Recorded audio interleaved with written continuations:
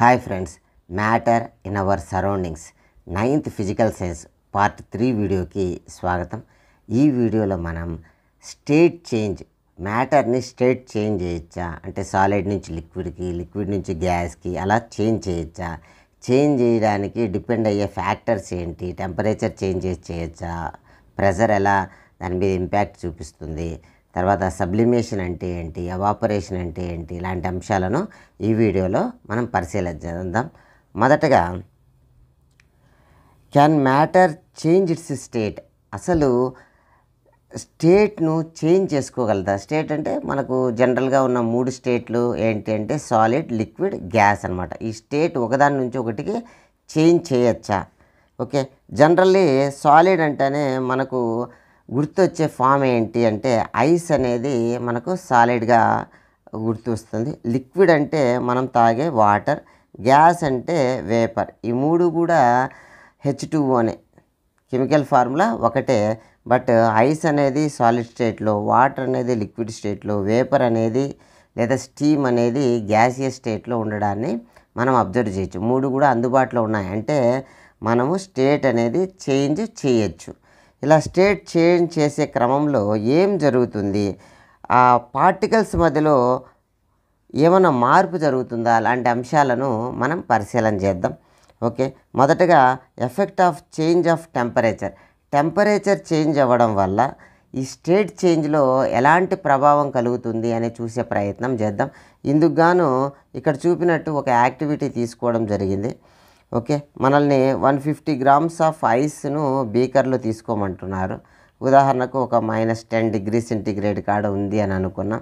దీన్ని ఈ విధమైన ఒక స్టర్రరు బ్రేకర్లో తీసుకొని క్లినికల్ థర్మామీటర్ అంటే -10 నుంచి 110 వరకు ఉన్నటువంటి ఒక థర్మామీటర్ తీసుకొని మనం బర్నర్లో స్లోగా ఫ్లేమ్ ఆన్ చేసి కాన్స్టెంట్గా హీట్ ఎనర్జీని సప్లై చేస్తూ ఉంటే ఎలాంటి మార్పులు కలుగుతాయి, ఇక్కడ పూర్తిగా వాటర్గా మారేటప్పుడు ఎంత టెంపరేచర్ ఉంది, అదేవిధంగా ఇదే యాక్టివిటీని ఇంకా వాటర్గా మారిన తర్వాత కూడా ఇంకా కొనసాగిస్తే ఏ టెంపరేచర్ కాడ బాయిల్ అవుతున్నాయి, ఇలాంటి అంశాలను మనం పరిశీలన చేద్దాం. బీకర్లు ఐస్ క్యూబులు తీసుకోవడం జరిగింది. ఇక్కడ ఐస్ క్యూబులు తీసుకోవడం జరిగింది. ఈ ఐస్ క్యూబులను మనము ఒకానొక బీకర్లోకి కలెక్ట్ చేసుకున్నాం. చూడండి, ఇక్కడ చూపినట్టుగా మనము ఈ ఐస్ క్యూబ్స్ను బీకర్లో తీసుకుంటున్నాం. సపోజ్ -10 లేదా -5 ఇలా టెంపరేచర్ ఉంది, మైనస్లో ఉంది అనుకున్నాం. ఇప్పుడు మనము కింద ఉన్న బున్సెన్ జ్వాలను బర్న్ చేసి ఆన్ చేద్దాం గ్యాస్ లైట్ను. అదేవిధంగా మొదటగా ఇక్కడ ఏం చేసామంటే ఒక స్టర్రర్ని ఉంచాం, తర్వాత క్లినికల్ థర్మామీటర్ ఉంచాం. ఇక్కడ టెంపరేచర్ చూడండి, రూమ్ టెంపరేచర్ కాడ ఉన్నది కాస్త టెంపరేచర్ డ్రాప్ అవ్వడాన్ని కూడా మనం అబ్జర్వ్ చేయొచ్చు. చూడండి, కావాలంటే ఒకసారి ఇన్సర్ట్ చేస్తున్నాం. ఇన్సర్ట్ చేసిన వెంటనే ఇక్కడ చూడండి టెంపరేచర్ డ్రాప్ అయిందనమాట. సో ఇక్కడ బర్నర్ ఆన్ చేసి స్లోగా తక్కువ టెంపరేచర్ వద్ద ఉంచి మనం ఏమేం మార్పులు జరిగేది గమనిస్తూ ఉంటే ఇక్కడ ఐస్ అనేది గ్రాడ్యువల్గా లిక్విడ్గా మారడాన్ని మనం అబ్జర్వ్ చేయొచ్చు.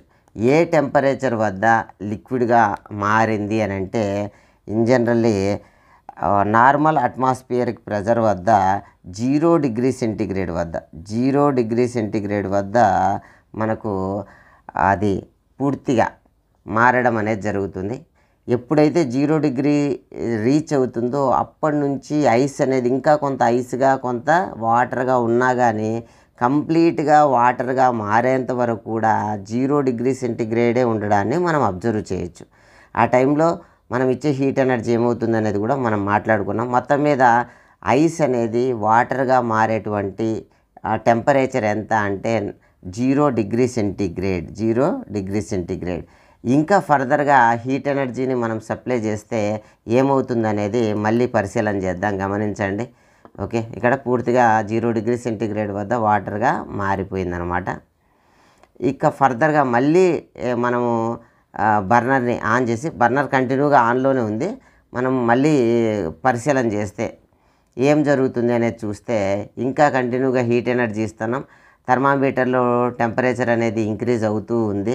ఎప్పుడైతే 100 degrees రీచ్ అయిందో అప్పుడిక మనకు లిక్విడ్ అనేది గ్యాసియస్ స్టేట్లోకి వెళ్ళడాన్ని మనము అబ్జర్వ్ చేయవచ్చు. గమనించండి, ఇలా గ్యాసియస్గా మారుతుంది, వేపర్గా మారుతూ ఉంది.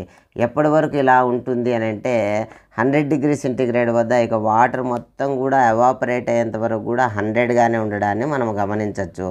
సో మనం ఈ యాక్టివిటీ ద్వారా ఇప్పటిదాకా గమనించినటువంటి అంశాల ద్వారా మనం ఏం చెప్పచ్చు అంటే ఐస్ అనేది వాటర్గా మారేటువంటి టెంపరేచర్ ఎంత అంటే 0 డిగ్రీ సెంటీగ్రేడ్, మరియు వాటర్ అనేది వేపర్గా మారే టెంపరేచర్ ఎంత అంటే 100 డిగ్రీ సెంటీగ్రేడ్. దీన్ని సాధారణంగా SI యూనిట్లు కెల్విన్లలో ఉంటాయి. మనం కెల్విన్లలో ఎలా మార్చాలనే అంశాన్ని కూడా పరిశీలన చేద్దాం. ఇంతకీ మైక్రోస్కోపిక్గా మనం ఆలోచన చేస్తే ఎలా ఉంటాయనేది గమనిస్తే సాధారణంగా మనం మైక్రోస్కోపిక్ లెవెల్లో ప్రతి మ్యాటర్ కూడా పార్టికల్స్తో మనకు తయారై ఉంటుందని తెలుసు. ఆ పార్టికల్స్ రెస్ట్ పొజిషన్లో ఏముండవు, కదులుతూ ఉంటాయి. అబ్సల్యూట్ 0 లేదా -273 డిగ్రీ సెంటీగ్రేడ్ వద్ద మాత్రమే అవి రెస్ట్ పొజిషన్లో ఉంటాయి. మిగిలిన అన్ని సందర్భాల్లో 0 డిగ్రీ సెంటీగ్రేడ్ వద్ద కూడా ఎంతో కొంత వాటి మాలిక్యూల్స్లో జిగ్లింగ్ ఉంటుంది. టెంపరేచర్ పెరిగే కొద్దీ ఆ జిగ్లింగ్ లేదా కదలిక కైనెటిక్ ఎనర్జీ ఏ విధంగా పెరుగుతుంది అనేది ఒకసారి మనం గమనిస్తే మనం టెంపరేచర్ కంటిన్యూగా ఇంక్రీజ్ చేస్తున్నాం. ఇక్కడ గమనించండి, థర్మామీటర్లో రీడింగ్ అనేది పెరుగుతూ ఉంది.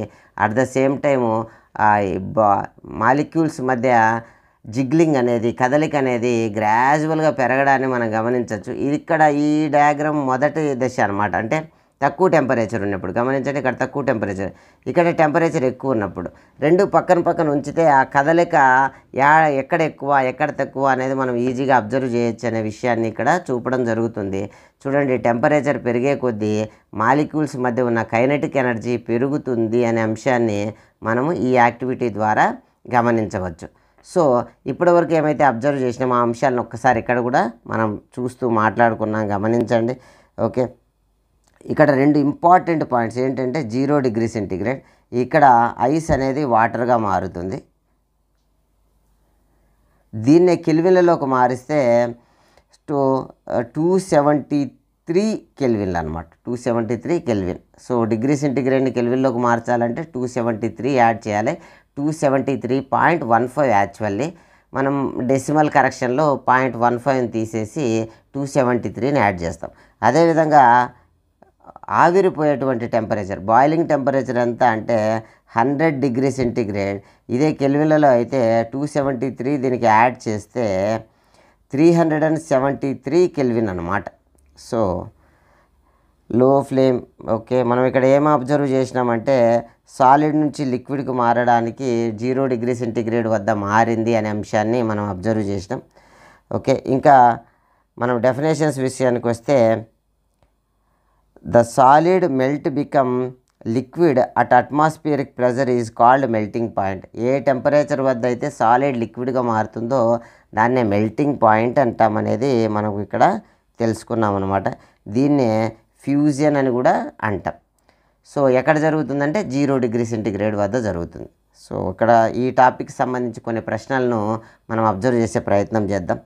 What is the minimum temperature at solid melt atmospheric pressure is called.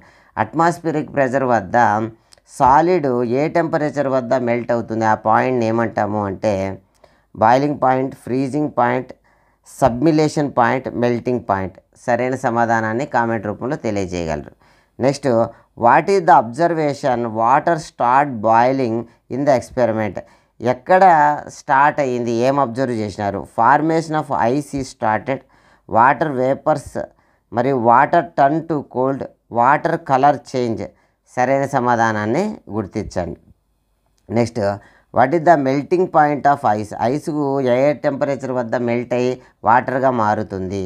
Okay, 273.15 0 degree సెంటీగ్రేడ్నా, రెండునా, నన్న. సరైన సమాధానాన్ని గుర్తించండి. Next, which energy increase when the temperature of the solid increase. Temperature పెరిగే కొద్దీ ఆ మాలిక్యూల్స్లో ఏ ఎనర్జీ పెరుగుతుంది?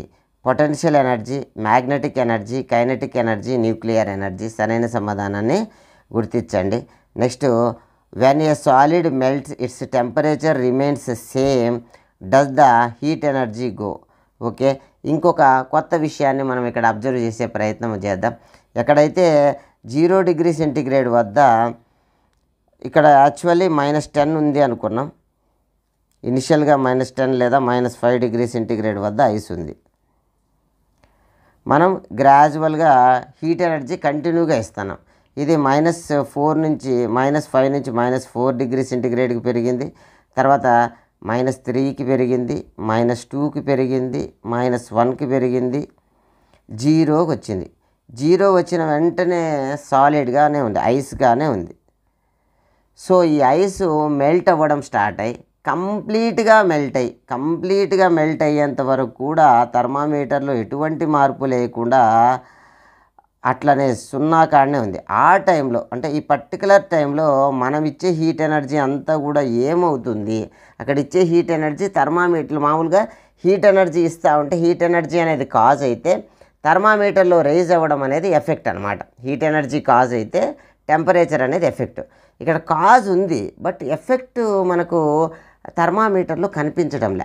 ఈ పర్టికులర్ టైంలో మనం ఇచ్చిన హీట్ ఎనర్జీ ఏమవుతుంది, హిడెన్గా దాంకున్నట్టుగా ఉంది కదా, బయటికి థర్మామీటర్లో కనిపించకుండా ఇట్లాంటి హీట్ ఎనర్జీనే లేటెంట్ అంటే హిడెన్ అని దాంకొని ఉంది. లేటెంట్ హీట్ ఆఫ్ ఫ్యూజన్ జరగడంలో మనం ఇచ్చే హీట్ ఎనర్జీ ఉపయోగపడుతుంది.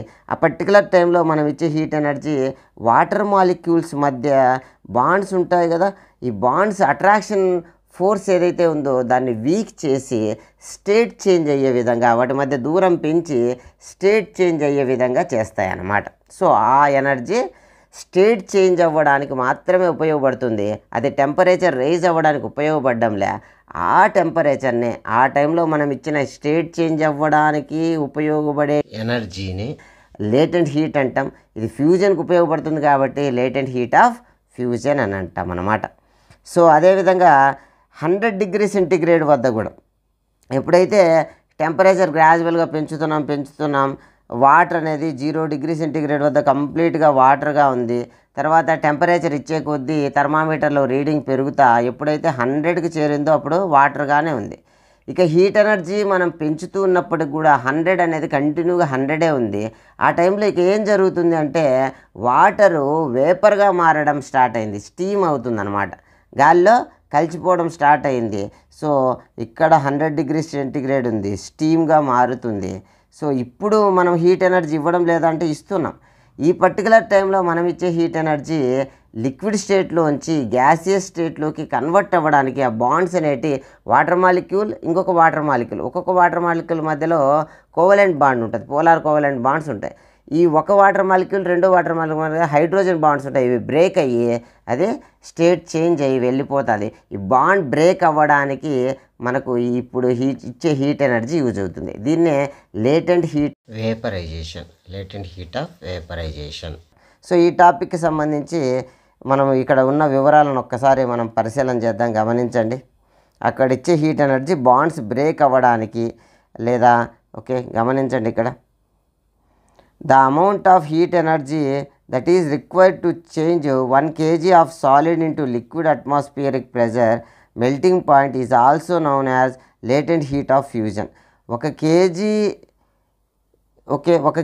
ఉన్న సాలిడ్ను లిక్విడ్గా మార్చడానికి మనం ఇచ్చిన హీట్ ఎనర్జీని ఏమంటామంటే లేటెంట్ హీట్ ఆఫ్ ఫ్యూజన్ అని అంటాం అన్నమాట.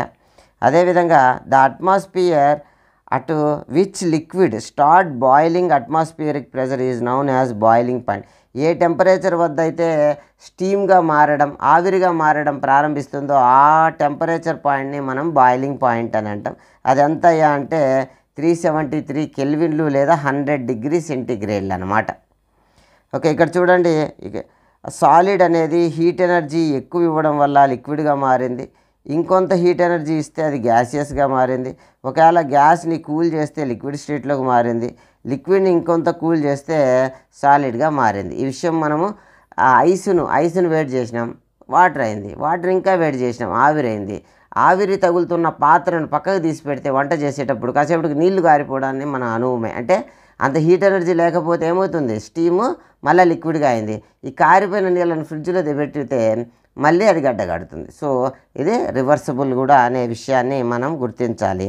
సో నెక్స్ట్ ఈ విధంగా మనం లేటెంట్ హీట్ ఆఫ్ వేపరైజేషన్ని, లేటెంట్ హీట్ ఆఫ్ ఫ్యూజన్ని గమనించడం జరిగింది.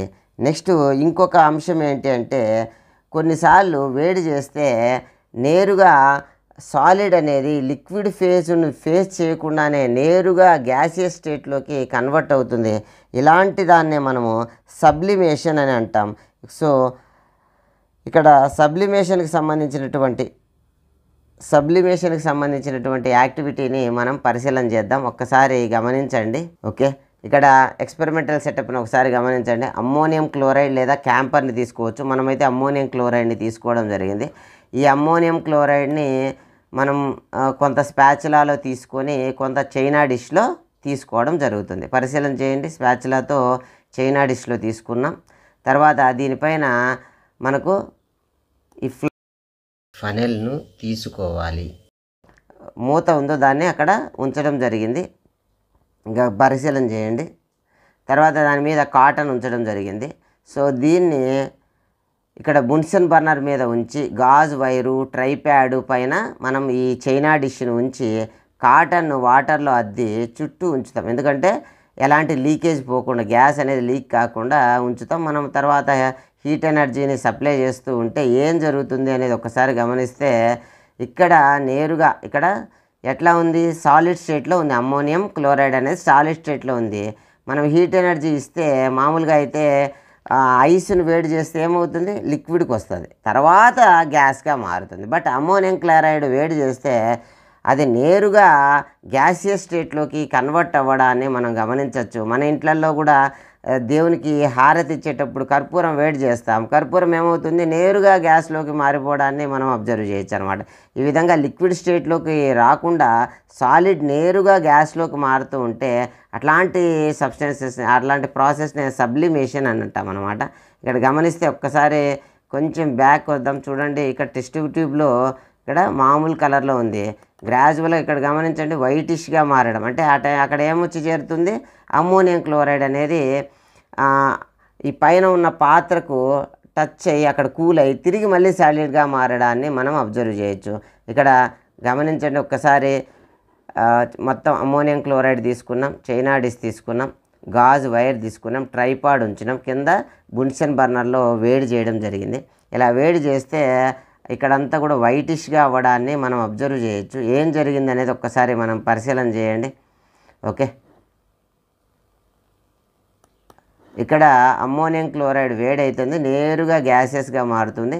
ఎప్పుడైతే కూల్ డౌన్ అవుతుందో, ఇక్కడ టచ్ అయ్యి కూల్ డౌన్ అవుతుందో అప్పుడు మళ్ళీ ఏమవుతుంది, అమ్మోనియం క్లోరైడ్ డిపాజిట్ అవుతుంది. సో ఈ విధంగా మధ్యలో లిక్విడ్ ఫేజ్ అనేది లేదు అనే విషయాన్ని మనం ఇక్కడ అబ్జర్వ్ చేయాలన్నమాట. పరిశీలన చేయండి. ఇక్కడ ఈ లడిగి పైన మనకు స్పష్టంగా అమ్మోనియం క్లోరైడ్ డిపాజిట్ అయి ఉండడాన్ని మనం అబ్జర్వ్ చేయొచ్చు.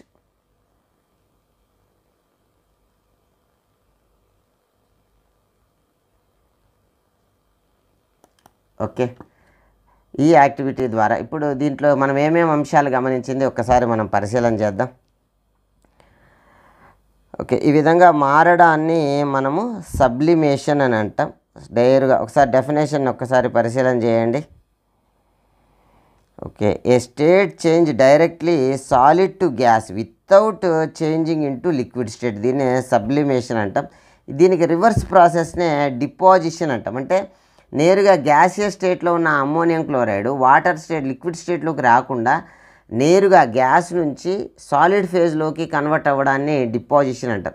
Sublimation, deposition. ఓకే, ఇక్కడ రెండు అంశాలను కూడా మనము అబ్జర్వ్ చేయడం జరిగింది. సో ఈ టాపిక్ ఇప్పటివరకు ఏమైతే నేర్చుకున్నామో దాని మీద కొన్ని ప్రశ్నలను ఆన్సర్ చేసేదానికి ప్రయత్నం చేద్దాం. గమనించండి. When a solid melt it's temperature remains constant because, solid అంటే ఉదాహరణకు ఐసు కరిగి పూర్తిగా వాటర్గా మారేంత వరకు కూడా టెంపరేచర్ కాన్స్టెంట్గా ఉన్నది. ఎందుకు? Heat is loss to the surroundings, ఆ టైంలో సరౌండింగ్స్కి హీట్ అనేది లాస్ అయింది. Heat is used to increase the pressure పెంచుకోవడానికి సహాయమైంది. Heat is used to change the state by overcome the force of attraction, ఆ మాలిక్యూల్స్ మధ్య ఫోర్స్ ఆఫ్ అట్రాక్షన్ని ఓవర్కమ్ చేసి స్టేట్ చేంజ్ అవ్వడానికి సహాయమైందే. The solid become gas directly, solid అనేది గ్యాస్గా మారుతుంది. సరైన సమాధానాన్ని కామెంట్ రూపంలో తెలియజేయగలరు. నెక్స్ట్ క్వశ్చన్ మనం పరిశీలన చేద్దాం. The boiling point is defined as, boiling పాయింట్ను ఎలా డిఫైన్ చేస్తాం? Temperature at which liquid freezes, liquid అనేది గడ్డగట్టేటువంటి టెంపరేచర్నే మనము బాయిలింగ్ పాయింట్ అంటామా. Temperature at which solid melts, solid కరిగేటువంటి టెంపరేచర్ని మనం బాయిలింగ్ పాయింట్ అంటామా. Temperature at which liquid start boiling at atmospheric pressure, atmospheric pressure వద్ద బాయిలింగ్ స్టార్ట్ అవ్వడాన్ని బాయిలింగ్ పాయింట్ అంటామా. Temperature at gas condense into the liquid, ఎయిర్లో ఉన్నటువంటి లిక్విడ్ సాలిడ్గా మారడాన్ని మనము బాయిలింగ్ అంటామా. సరైన సమాధానాన్ని గుర్తించండి. Next, the amount of heat energy required to change 1 kg of solid into liquid at atmospheric pressure at its melting point is called. చూడండి, 1 kg solid లిక్విడ్గా మారడాన్ని మనము మెల్టింగ్ పాయింట్ వద్ద మారుతుంది, దాన్ని ఏమంటాము అంటున్నారు. ఓకే, ఆ మెల్టింగ్ పాయింట్ వద్ద టెంపరేచర్ రైజ్ కాకుండా ఉంటుంది. ఆ టైంలో మనం ఇచ్చిన హీట్ ఎనర్జీ అనేది 1 kg ఆఫ్ సాలిడ్ లిక్విడ్గా మారడానికి మనం ఇచ్చే హీట్ ఎనర్జీని ఏమంటాం? బాయిలింగ్ పాయింట్ అంటామా, లేటెంట్ హీట్ ఆఫ్ ఫ్యూజన్ అంటామా, స్పెసిఫిక్ హీట్ అంటామా, సబ్లిమేషన్ అంటామా. సరైన సమాధానాన్ని గుర్తించండి. నెక్స్ట్ క్వశ్చన్ మనం పరిశీలన చేద్దాం. What is term used for the heat energy absorbed or release during the change of state without any temperature change? Temperature change కాకుండా కేవలం స్టేట్ అంటే సాలిడ్ నుంచి లిక్విడ్కో, లిక్విడ్ నుంచి గ్యాస్కో మారుతూ ఉంటే ఆ టైంలో మనం ఇచ్చిన హీట్ ఎనర్జీని ఏమంటాం? సెన్సిబుల్ హీట్ అంటామా, థర్మల్ ఎనర్జీ అంటామా, లేటెంట్ హీట్ అంటామా, స్పెసిఫిక్ హీట్ అంటామా. సరైన సమాధానాన్ని గుర్తించండి. Next, what is the boiling point of water in Kelvin? Boiling point అంటే ఆవిరిగా పోయేటువంటి టెంపరేచర్ ఎంత? 100Kనా, 273Kనా, 373నా, 473నా? మీకు ఒక టిప్ ఏంటంటే, ఇది డిగ్రీ సెంటీగ్రేడ్లో అయితే 100 డిగ్రీ సెంటీగ్రేడ్, మరి కెల్విన్లోకి మార్చాలంటే 273 యాడ్ చేయాలి. దాన్ని దృష్టిలో ఉంచుకొని ఆన్సర్ చేయండి. Next, what is the process called when a solid change directly into the gas without become liquid? లిక్విడ్గా మారకుండా నేరుగా గ్యాస్గా మారితే ఆ ప్రాసెస్ని ఏమంటాం? ఎవాపరేషన్ అంటామా, కండెన్సేషన్ అంటామా, సబ్లిమేషన్ అంటామా, మెల్టింగ్ అంటామా? సరైన సమాధానాన్ని గుర్తించండి. Next question, what is the reverse process of sublimation? Sublimation అంటే సాలిడ్ నేరుగా గ్యాస్గా మారితే సబ్లిమేషన్ అంట. గ్యాస్ చల్లబడి నేరుగా సాలిడ్గా మారితే దాన్ని ఏమంటాం? ఎవాపరేషన్ అంటామా, కండెన్సేషన్ అంటామా, మెల్టింగ్ అంటామా, డిపాజిషన్ అంటామా? సరైన సమాధానాన్ని గుర్తించండి. నెక్స్ట్, ఈ స్టేట్ చేంజ్ అవ్వడంలో ప్రెజర్ యొక్క ప్రభావం ఎలా ఉంటుంది అనే విషయాన్ని మనం గుర్తిద్దాం. మనకేం తెలుసు అంటే, మ్యాటర్ అనేది పార్టికల్స్తో కన్స్ట్రక్ట్ అయి ఉంటుంది. బట్ పార్టికల్స్ మధ్య కొంత డిస్టెన్స్ ఉంటుంది, అవి కంటిన్యూగా కదులుతూ ఉంటాయి. ఇలాంటి అంశాలన్నీ మనకు తెలుసు. వాటి మధ్య డిస్టెన్స్ తగ్గిస్తే స్టేట్ చేంజ్ ఏమన్నా పాసిబుల్ అవుతుందా? ఇలాంటి అంశాలను మనం ఇక్కడ పరిశీలన చేద్దాం. ఇక్కడ గమనించండి, ఈ యాక్టివిటీ ఇక్కడ గమనిస్తున్న యాక్టివిటీ ఏదైతే ఉందో ఇది నేరుగా కొంత యానిమేషన్లో చూసే ప్రయత్నం ఇక్కడ ఒక సిలిండర్ తీసుకోవడం జరిగింది, ఇక్కడ కొన్ని మాలిక్యూల్స్ తీసుకోవడం జరిగింది.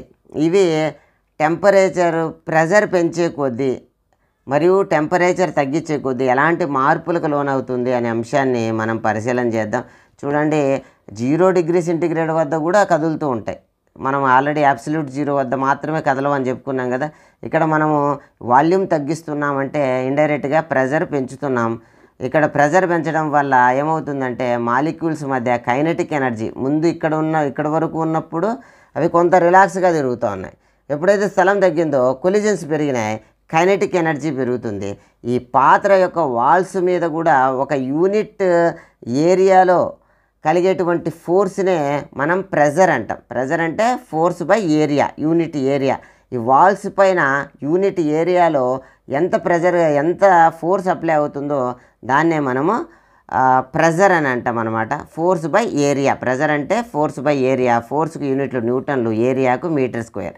సో ప్రెజర్కు న్యూటన్ బై మీటర్ స్క్వేర్. దీన్నే పాస్కల్ అనే శాస్త్రవేత్త గుర్తుగా పాస్కల్ అని కూడా అంటామన్నమాట. ఇక్కడ ఓవరాల్గా ప్రెజర్ అయితే మనం పెంచుతున్నాం. ప్రెజర్ పెంచినప్పుడు కైనెటిక్ ఎనర్జీ పెరుగుతుంది. సో కైనెటిక్ ఎనర్జీని మనం తగ్గిస్తున్నాం, కూల్ డౌన్ చేసి టెంపరేచర్ తగ్గిస్తున్నాం మరియు ప్రెజర్ని పెంచుతున్నాం. సో ఎప్పుడైతే కూల్ డౌన్ చేస్తామో కైనెటిక్ ఎనర్జీని తగ్గించిన వాళ్ళం అవుతాం, మళ్ళీ ప్రెజర్ పెంచుతాం. ఇప్పుడు ఓవరాల్గా ఏం జరుగుతుంది ఇక్కడ అయితే, ఆటమ్స్ మధ్య దూరాన్ని బాగా తగ్గించడం జరుగుతుంది. రెండు ప్రాసెస్ చేస్తున్నాం. ఒకటి ప్రెజర్ పెంచుతున్నాం, రెండు టెంపరేచర్ తగ్గిస్తున్నాం. మామూలుగా ప్రెజర్ పెంచితే కైనెటిక్ ఎనర్జీ పెరుగుతుంది. ఆ కైనెటిక్ ఎనర్జీని మెయింటైన్ చేయడానికి మనం కూల్ డౌన్ చేస్తున్నాం, అంటే కైనెటిక్ ఎనర్జీని తగ్గిస్తున్నాం. ఓవరాల్గా ఆటమ్స్ మధ్య దూరాన్ని తగ్గిస్తున్నాం. గ్యాసియస్ స్టేట్లో ఆటమ్స్ మధ్య చాలా దూరం ఉంటుంది. ఎప్పుడైతే మనం ఈ ప్రాసెస్ చేస్తూ వస్తామో వాటి మధ్య దూరం బాగా తగ్గి లిక్విడ్ స్టేట్లోకి వస్తుంది. మరింత టెంపరేచర్ డ్రాప్ చేసి మరింత ప్రెజర్ ఇంక్రీజ్ చేస్తే మరింత ఆటమ్స్ మధ్య దూరం తగ్గి అట్రాక్షన్ ఫోర్స్ పెరిగి మనము సాలిడ్ స్టేట్లోకి తేవచ్చు. సో ఈ విధంగా ప్రెజర్ని పెంచి టెంపరేచర్ని తగ్గించి మనము ఒక స్టేట్లో ఉన్నటువంటి థింగ్ని ఇంకొక స్టేట్లోకి కన్వర్ట్ చేయవచ్చు, పాజిబిలిటీ ఉంది అన్నమాట. సో ఇక్కడ అలా మార్చినటువంటి ఒక విషయం గురించి చెప్పడం జరుగుతుంది, ఒకసారి గమనించండి.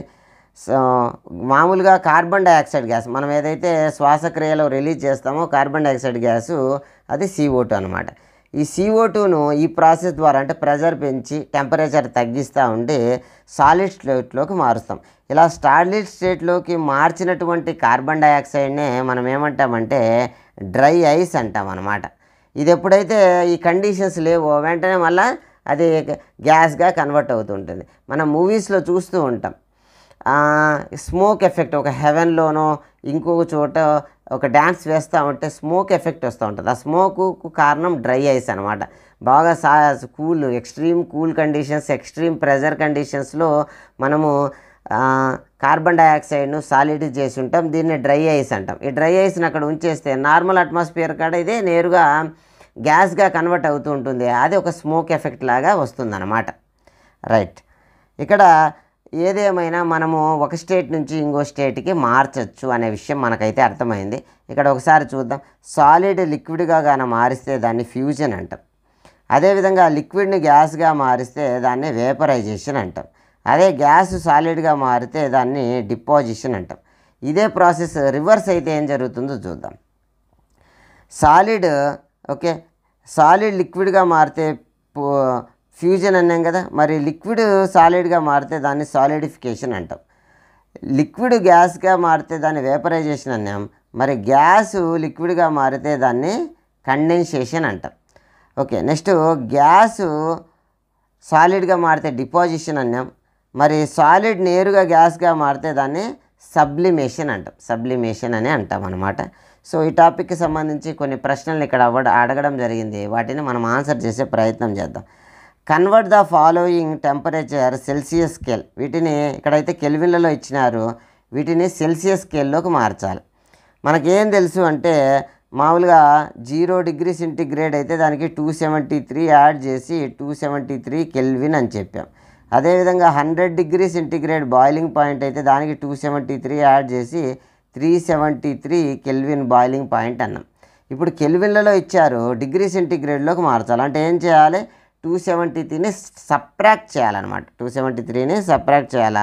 ఇక్కడ ఫస్ట్ది వచ్చి 300 కెల్విన్. సో 300 కెల్విన్ డిగ్రీ సెంటిగ్రేడ్లోకి మార్చాలంటే -273 చేయాలి. చేస్తే ఏమొస్తుందంటే ఆన్సరు 27 వస్తుంది. 2 9 10 10లోంచి 3 పోతే 7, 9లోంచి 7 పోతే 2. సో 27 డిగ్రీ సెంటిగ్రేడ్ అవుతుంది. అదేవిధంగా నెక్స్ట్ది 573 కెల్విన్. దీన్ని డిగ్రీ సెంటిగ్రేడ్లోకి మార్చడానికి -273 చేస్తే 3లోంచి 3 పోతే 0, 7లోంచి 7 0, 5లోంచి 2 పోతే 3. సో 300 డిగ్రీ సెంటిగ్రేడ్ అనమాట. ఈ విధంగా మనము డిగ్రీ సెంటిగ్రేడ్ సి అంటే చిన్నదని, ఏబిసిడీల క్రమంలో సి చిన్నది కదా, కే పెద్దది. చిన్నదాన్ని పెద్దదిగా మార్చాలంటే 273 యాడ్ చేయాలి. ఒకవేళ కెల్విన్లో ఇచ్చినారు, కే పెద్దది, సి చిన్నది, చిన్నదిగా మార్చాలంటే -273 చేయాలి. నెక్స్ట్ క్వశ్చన్ మనం ఇక్కడ పరిశీలన చేద్దాం, గమనించండి. What is the physical state of water at 250 degree centigrade? 250 degree centigrade వద్ద దాని యొక్క ఫిజికల్ స్టేట్ ఏంటి? 100 డిగ్రీ సెంటిగ్రేడ్ వద్ద ఫిజికల్ స్టేట్ ఏంటంటే 250 డిగ్రీ సెంటిగ్రేడ్ వద్ద మోర్ దాన్ బాయిలింగ్ పాయింట్ కదా, 100 డిగ్రీ సెంటిగ్రేడ్ వద్దనే బాయిల్ అవ్వడం స్టార్ట్ అవుతుంది. 250 అంటే మోర్ దాన్ బాయిలింగ్ పాయింట్, కాబట్టి ఏ స్టేట్లో ఉంటుందంటే గ్యాసియస్ స్టేట్లో ఉంటుంది. 100 డిగ్రీ సెంటిగ్రేడ్ వద్ద ఇట్స్ ఏ బాయిలింగ్ పాయింట్, అంటే కొంత లిక్విడ్గా ఉండేదానికి పాజిబిలిటీ ఉంది, గ్యాస్గా ఉండేదానికి పాజిబిలిటీ ఉంది. బోత్ లిక్విడ్ అండ్ గ్యాస్ రెండిటికి పాజిబిలిటీ ఉన్నటువంటి ఒక టెంపరేచర్ అనమాట. నెక్స్ట్ క్వశ్చన్ మనం పరిశీలన చేద్దాం. For any substance why does the temperature remain constant during the change of states? ఏ సబ్స్టెన్స్కైనా వాటి యొక్క స్టేట్ చేంజ్ అయ్యేటప్పుడు టెంపరేచర్ కాన్స్టెంట్గా ఎందుకు ఉంటుంది అంటే, మనం ఆ టైంలో ఇచ్చే హీట్ ఎనర్జీ అనేది ఆ మాలిక్యూల్స్ మధ్య ఉండే అట్రాక్షన్ ఫోర్స్ను ఓవర్కమ్ చేసి స్టేట్ చేంజ్ అవ్వడానికి సహాయం చేస్తుంది. కాబట్టి టెంపరేచర్లో చేంజ్ ఉండదు. చూడండి, because the heat energy is used to break the inter molecular force. వాటి మధ్య మాలిక్యూల్స్ మధ్య ఉన్న ఫోర్స్ను బ్రేక్ చేయడానికి సహాయం చేస్తుంది. Between the particles not increase the temperature. కాబట్టి ఆ టైంలో టెంపరేచర్లో ఇంక్రీజ్ అనేది జరగదు. This energy is called latent heat. హీట్నే లేటెంట్ హీట్ అంటాం. అదే వాటర్కి సంబంధించి సాలిడ్ ఐస్ అనేది వాటర్గా మారితే లేటెంట్ హీట్ ఆఫ్ ఫ్యూజన్ అంటాం. వాటర్ అనేది స్టీమ్గా మారుతూ ఉంటే లేటెంట్ హీట్ ఆఫ్ ఫ్యూజన్ అంటాం మనం, లేటెంట్ హీట్ ఆఫ్ వేపరైజేషన్ అంటాం. రైట్, నెక్స్ట్ క్వశ్చన్ మనం పరిశీలన చేద్దాం. Suggest a method liquefy atmosphere gas. Atmosphere గాల్లోని గ్యాస్ను మనము లిక్విఫై చేయడానికి ఉన్న కండిషన్స్ ఏంటి అంటే, మనం తెలుసుకున్నాం, టెంపరేచర్ని తగ్గించాలి మరియు ప్రెజర్ని పెంచాలి. So by cooling compressing the gas under high pressure, ఎక్కువ ప్రెజర్ వద్ద కూల్ చేస్తూ వస్తే అదేంగా మారుతుందంటే అట్మాస్ఫియరిక్ గ్యాస్ క్యాన్ లిక్విఫైడ్గా మారుతుంది. మన ఇళ్ళల్లో ఉన్నటువంటి గ్యాస్ సిలిండర్లో ఉన్న గ్యాస్ యొక్క న్యాచురల్ స్టేట్ ఏంటంటే గ్యాస్ స్టేట్. దాన్ని హై ప్రెజర్ కండిషన్స్లో సిలిండర్లో పట్టి ఉంచుతారు, అది లిక్విఫైడ్ చేస్తుంది. LPG, liquefied petroleum gas.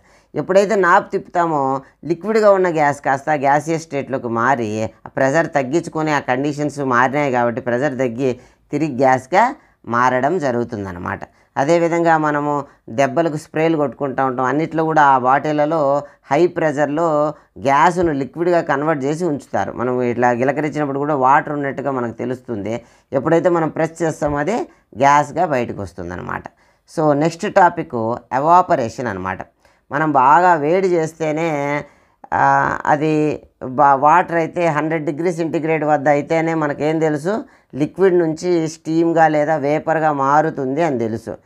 మరి చెరువుల్లో ఎండాకాలంలో కొన్నాళ్ళ తర్వాత వాటర్ తగ్గిపోవడం, మనం మిద్దె మీద బట్టలు ఆరేస్తూ ఉంటాం, చాలా తడి బట్టలు ఆరేస్తాం, కాసేపటికి తడి ఉండదు, పొడిగా మారి ఉంటాయి. ఇండ్లలో నీళ్లు ఒలికిపోయి ఉంటాయి, లేదా ఫ్లోర్ని శుభ్రం చేసే క్రమంలో నీళ్లు ఒలికిపోయిన చోట మాపుతో కాస్త వెడల్పు చేస్తే కాసేపటికి ఆ నీళ్లు లేకుండా డిసప్పియర్ అయిపోవడం. ఇవన్నీ ఆ వాటర్ అంతా ఎక్కడికి వెళ్తుంది, స్టేట్ ఏమైనా చేంజ్ అవుతుందా? మరి స్టేట్ చేంజ్ అవ్వాలంటే 100 వాటర్ కదా, 100 డిగ్రీ సెంటిగ్రేడ్ కావాలి కదా. మరి చెరువుల్లో, మరి బట్టల్లో, మరి ఫ్లోర్ మీద దొల్లిపోయిన నీళ్ళల్లో 100 డిగ్రీ సెంటిగ్రేడ్ అవుతుందా? మరి 100 డిగ్రీ సెంటిగ్రేడ్ కాకుండానే అది గాల్లో ఎలా కలుస్తుంది? ఈ ప్రాసెస్నే మనము ఎవాపరేషన్ అంటాం. ఈ ప్రాసెస్ ఎలా జరుగుతుంది అనేది మనం ఇక్కడ ఇక్కడ మన టెక్స్ట్ బుక్లో అయితే వాటర్ తీసుకున్నాం, ఇక్కడైతే స్పిరిట్ తీసుకుంటున్నాం. స్పిరిట్ అయితే ఈజీగా ఎవాపరేట్ అవుతుంది, గమనించవచ్చు అనమాట. కాబట్టి స్పిరిట్ తీసుకొని మనం పొయ్యి మీద కాసేపు వదిలేస్తే ఏమవుతుందంటే దాని యొక్క సైజ్ తగ్గిపోతుంది. ఎంత తీసుకున్నామో 15 ml తీసుకోవడం జరిగింది. ఒక ట్రైపాడ్ పైన గాజు వైర్ ఉంచాం. కాసేపు తర్వాత ఏమవుతుంది అంటే అది గాలిలో కలిసిపోవడం జరుగుతుంది. మన చేతికి పూసుకుంటే మన చేతులు కూడా చల్లగా ఉన్నట్టు అనిపిస్తాయి అన్నమాట. ఎందుకు ఇట్లా అనిపిస్తుంది అనేది కూడా మనం మాట్లాడుకున్నాం. మొత్తం మీద దాని యొక్క బాయిలింగ్ పాయింట్ అంత రీచ్ కాకుండానే అది గాలిలో కలిసిపోతున్నాయి. సో ఈ ప్రాసెస్నే evaporation. The phenomena of change liquid into vapour at any temperature below the boiling point is called evaporation. Boiling point కన్నా తక్కువ టెంపరేచర్ వద్దనే స్టేట్ చేంజ్ అయ్యే ప్రాసెస్నే ఎవాపరేషన్ అంటాం. అయితే ఇది ఏ పారామీటర్ల మీద డిపెండ్ అవుతుంది అనేది మనం ఒకసారి పరిశీలన చేస్తే, మొదటగా సర్ఫేస్ ఏరియా ఏ విధంగా ప్రభావితం అవుతుంది అనే అంశాన్ని మనం పరిశీలన చేద్దాం. గమనించండి. ఒక స్మాల్ పాత్రను, ఒక పెద్ద పాత్రను, ఒక టెస్ట్ ట్యూబ్ని కొంత జూమ్ చేసి వర్కౌట్ చేద్దాం. ఒక టెస్ట్ ట్యూబ్ని తీసుకున్నాం, ఒక పెద్ద సాసర్ లాంటిది తీసుకున్నాం. ఇక్కడ తీసుకుంటే ఏం జరుగుతుంది, రెండింటినీ కాసేపు ఫ్యాన్ కింద ఉంచినాం. జరిగితే ఏం జరుగుతుందంటే సాసర్లో ఉన్నది త్వరగా ఎవాపరేట్ అవ్వడం, టెస్ట్ ట్యూబ్లో ఉన్నది తక్కువగా ఎవాపరేట్ అవ్వడం అనేది మనం గమనించవచ్చు. మనం కాఫీ తాగేటప్పుడు కూడా కాఫీ చాలా వేడిగా ఉంటే సాసర్లో పోసుకొని తాగితే మనకు కొద్దిగా తొందరగా కూల్ డౌన్ అవుతూ ఉంటుంది. అసలు ఇక్కడ ఏం జరుగుతుంది అనే విషయాన్ని మనం గమనిస్తే ఎవాపరేషన్ ఎలా జరుగుతుంది. ఉదాహరణకు చెరువులో నీళ్ళు ఉన్నాయి అనుకున్నాం. ఓకే, నీళ్ళన్నీ కూడా వాటర్ మాలిక్యూల్స్ కదండి, వాటర్ మాలిక్యూల్స్ ఉన్నాయి. సో ఇవన్నీ కూడా రెస్ట్ పొజిషన్లో ఉండవు, కంటిన్యూగా కదులుతూ ఉంటాయనే విషయం కూడా మనకు తెలుసు. ఈ కదిలే క్రమంలో ఈ సర్ఫేస్ మీద ఉన్నవి వాటర్లో, సముద్రంలో డాల్ఫిన్లు ఎలా అయితే జంప్ చేసి మళ్ళీ వాటర్లోకి వస్తూ ఉంటాయో వీటికి ఎనర్జీ పెరిగి కొంత బయటికి రావడం జరుగుతుంది. మళ్ళీ తిరిగి అవి వాటర్గా వెళ్తూ ఉంటాయి. ఈ ప్రాసెస్లో ఒక 100 పైకి వచ్చినాయి, 100 డాల్ఫిన్స్ లాగా జంప్ అయ్యే క్రమంలో మనకు అక్కడ ఉన్న పారామీటర్లు ఏవైతే ఉంటాయో, ఫస్ట్ది సర్ఫేస్ ఏరియా. సర్ఫేస్ ఏరియా పెరిగే కొద్దీ ఈ నెంబర్ ఆఫ్ డాల్ఫిన్స్ లేదా బయటకు వచ్చే ఆ మాలిక్యూల్స్ సంఖ్య పెరుగుతుంది, ఢీకుంటూ ఉంటాయి, ఒకదాన్ని ఒకటి బయటకు వస్తాయి. సో ఈ బయటకు వచ్చే క్రమంలో అవి సర్ఫేస్కు బయట ఉన్న అట్మాస్ఫియర్ యొక్క గాలికి ఎక్స్పోజ్ అయ్యి త్వరగా కూల్ డౌన్ అవ్వడం, త్వరగా గాలిలో కలిసిపోవడం అనేది జరుగుతుంది. వీటిలో మిస్సింగ్ అయితే అన్నీ రిటర్న్ బ్యాక్ రావు, కొన్ని ఎయిర్లోకి వెళ్ళిపోతాయి, ఎస్కేప్ అవుతాయి. ఈ ఎస్కేప్ అయ్యే ప్రాసెస్నే మనం ఎవాపరేషన్ అంటాం.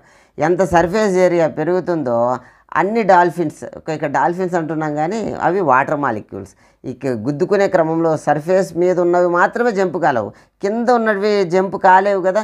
కాబట్టి సర్ఫేస్ ఏరియా పెరిగితే సర్ఫేస్ను దాటి బయటకు వచ్చే వాటర్ మాలిక్యూల్స్ సంఖ్య పెరుగుతుంది, అవి గాల్లో కలిసే పాజిబిలిటీ కూడా పెరుగుతుంది. ఓకే, కాబట్టి ఇది ఓవరాల్ ఐడియా. కాబట్టి ఎవాపరేషన్ని సర్ఫేస్ ఏరియా పెరిగే కొద్దీ ఎవాపరేషన్ పెరుగుతుంది అనే అంశాన్ని మనం గుర్తించవచ్చు. సో ఇదన్నమాట ఫస్ట్ విషయం.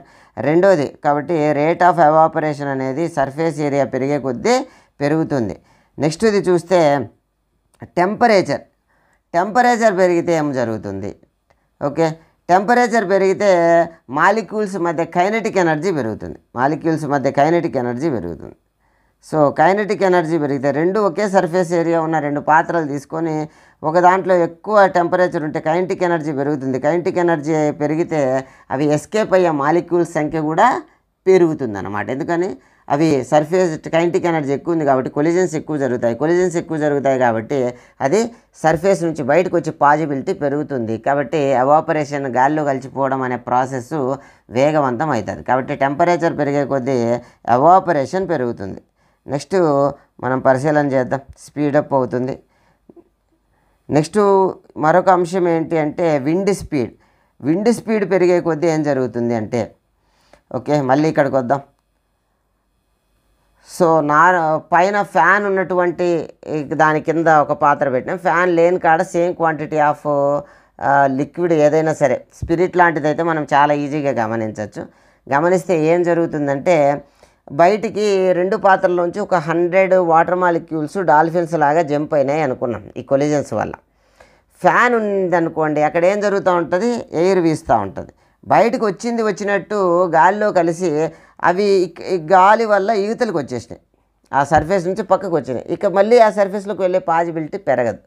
సో కాబట్టి విండ్ స్పీడ్ ఎక్కువ ఉంటే బయటకు వచ్చినవి గాల్లో ఎక్కువగా కలిసిపోయేదానికి ఛాన్స్ ఉంది. ఇక్కడ 3 విషయాలను అయితే మనం అబ్జర్వ్ చేసినాం. ఒకటి సర్ఫేస్ ఏరియా పెరిగే కొద్దీ ఎవాపరేషన్కి ఛాన్స్ పెరుగుతుంది. తర్వాత టెంపరేచర్ పెరిగే కొద్దీ ఎవాపరేషన్కి ఛాన్స్ పెరుగుతుంది. నెక్స్ట్ విండ్ స్పీడ్ పెరిగే కొద్దీ ఎవాపరేషన్కి ఛాన్స్ పెరుగుతుంది. నెక్స్ట్ విషయం ఏంటంటే హ్యూమిడిటీ అంటే అట్మాస్ఫియర్లో ఆల్రెడీ ప్రజెంట్ అయినటువంటి వాటర్ మాలిక్యూల్స్నే మనం హ్యూమిడిటీ అంటాం. ఓకే, సో ఆల్రెడీ వాటర్ ఉంది అని అనుకున్నాం, స్పెషల్గా ఇంకా కొత్త వాటర్ మాలిక్యూల్స్ రావడాన్ని ఎంకరేజ్ చేసే నేచరు ఆ అట్మాస్ఫియర్కి తగ్గిపోతుంది. ఎందుకంటే ఓ లిమిట్ ఉంటుంది.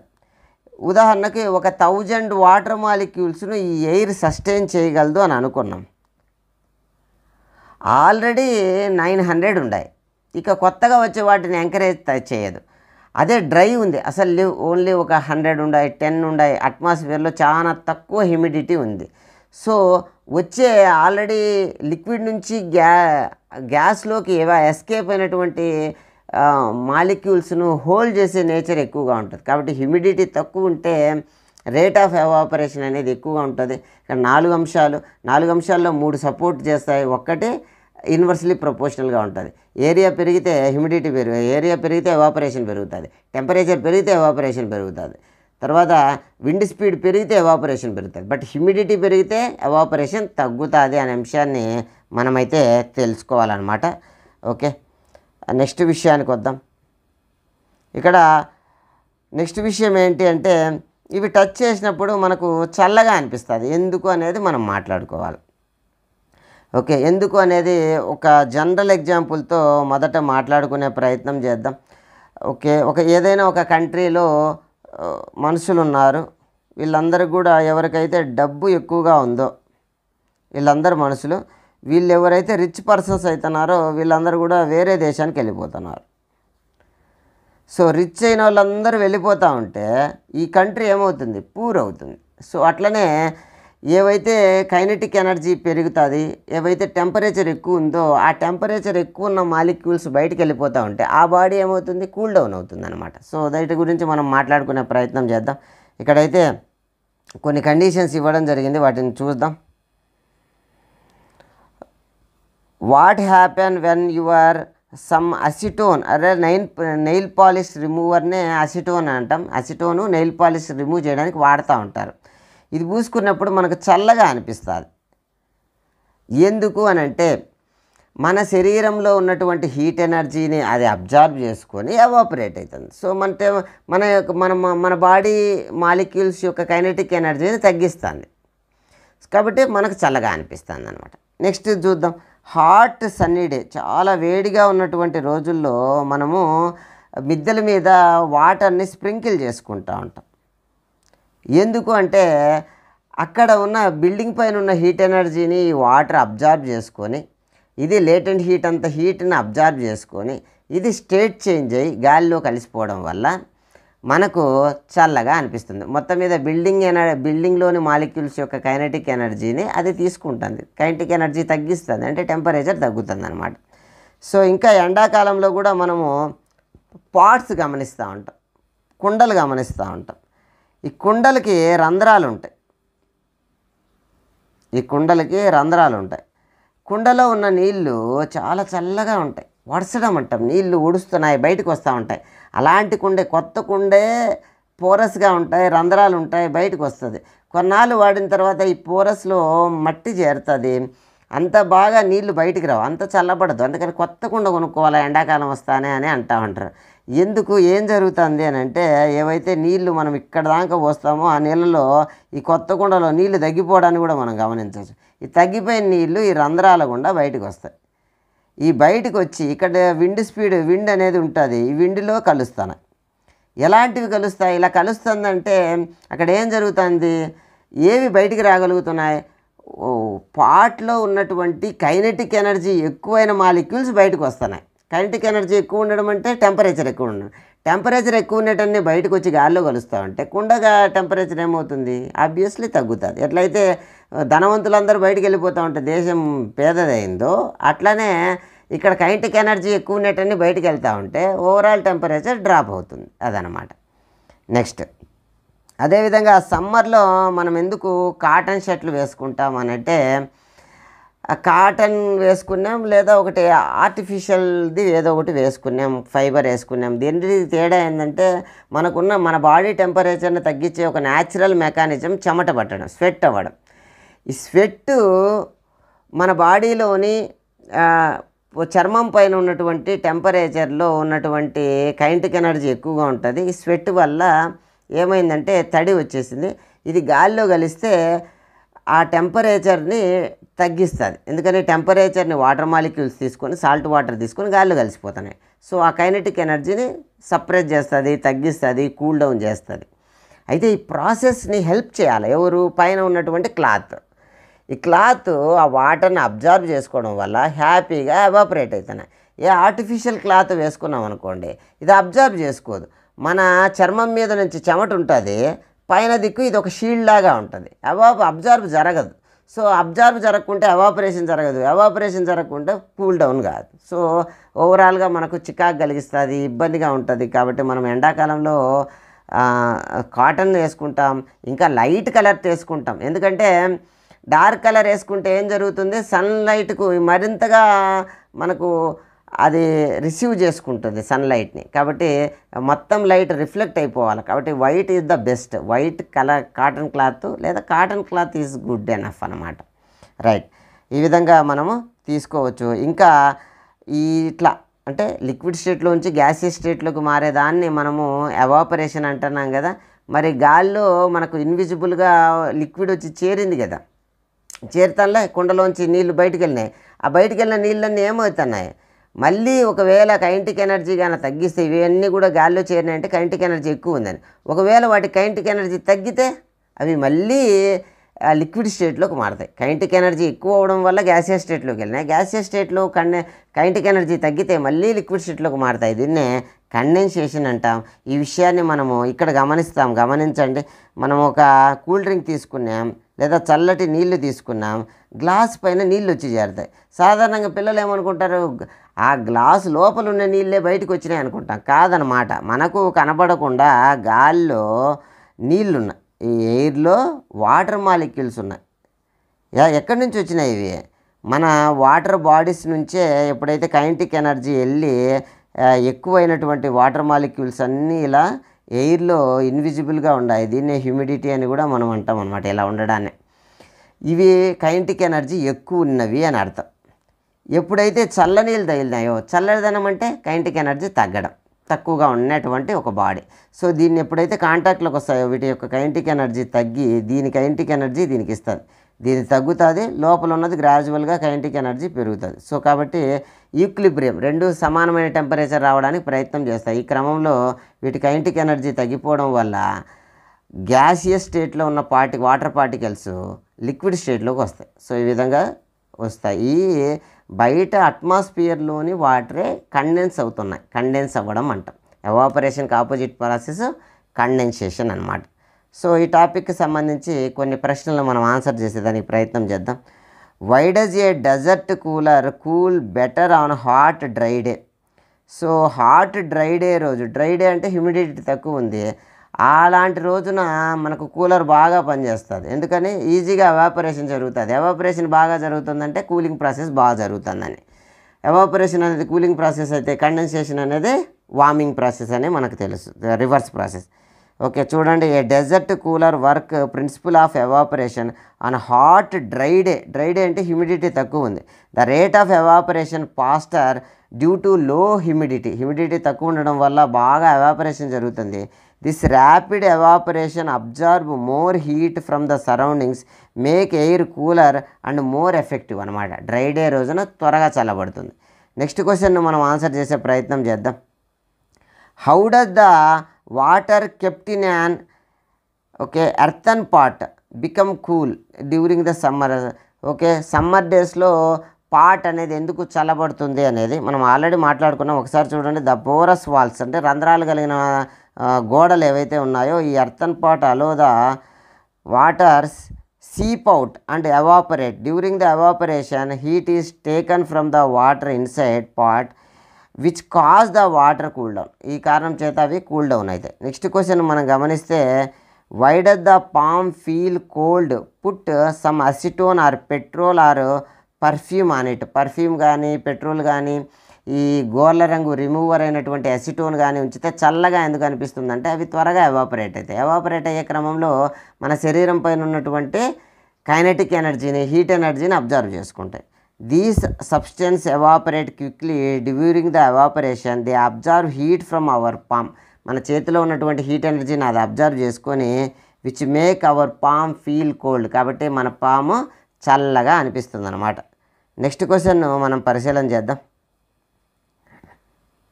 ఓకే, నెక్స్ట్ క్వశ్చన్ మనం పరిశీలన చేద్దాం. Why are able to sip hot tea? Hot టీని మనము సిప్ చేయగలుగుతాం. Milk faster saucer rather than the cup. కప్పుతో పోలిస్తే సాసర్లో మనం త్వరగా సిప్ చేయగలుగుతాం. ఎందుకంటే సర్ఫేస్ ఏరియా ఎక్కువ ఉంటుంది, ఎవాపరేషన్ పెరుగుతుంది అంటే కైనెటిక్ ఎనర్జీ తగ్గుతుంది, కూల్ డౌన్ త్వరగా అవుతుంది. కాబట్టి సాసర్లో మనము బాగా సిప్ చేయగలుగుతాం. A saucer has large surface area than cup, so rate of evaporation is faster. This because milk cool down more quickly making easier to SIP.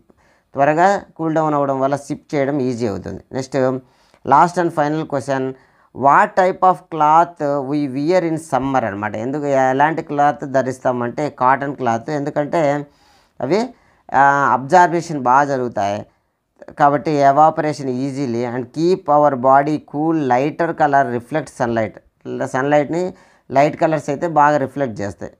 Reduce the heat అబ్జార్ప్షన్ని reduce చేస్తాయి అన్నమాట. సో ఓవరాల్గా ఈ video ఇంతటితో సమాప్తం, ఈ chapter కూడా ఇంతటితో సమాప్తం. నెక్స్ట్ చాప్టర్తో మళ్ళీ కలుద్దాం. వీడియో చూసినందుకు ధన్యవాదాలు. Thank you one and all.